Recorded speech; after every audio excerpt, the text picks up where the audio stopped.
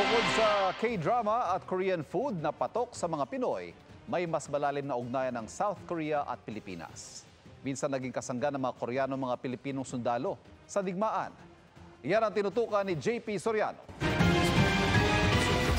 Mula sa mga Korean drama, K-pop artist, hanggang sa mga Korean food.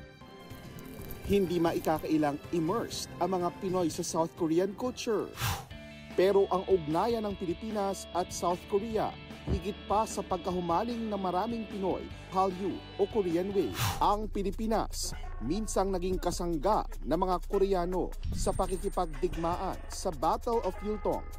Nang maganap ang madugong Korean War, mahigit 400 Pilipino ang nasawi at daan-daan ang sugatan. Kinerimate at inilagak ang mga labi sa Yeoncheongun at ginawang cultural heritage ang memorial site. Muling umugong sa social media ang Battle of Yultong nang matuklasan ng marami ang kahalagahan nito sa kasaysayan ng South Korea.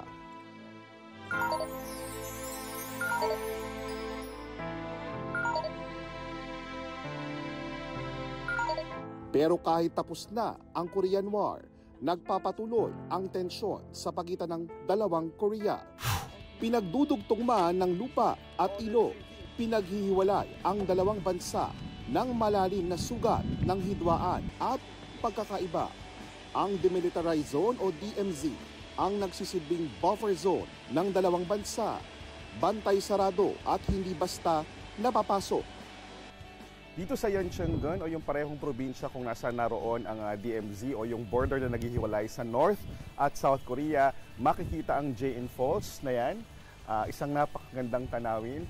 Sa kabila po ng mga tensyon sa pagitan ng North at South Korea, may mga nagtatagong ganitong paraiso. Ang Jae-in Falls ay konektado sa Yeoncheon Imjin River Biosphere Reserve at Hantangang River na isang UNESCO Global Geopark. Mula sa Yeoncheon, malapit sa border ng North at South Korea, at para sa GMA Integrated News, JP Soriano, nakatutok 24 oras.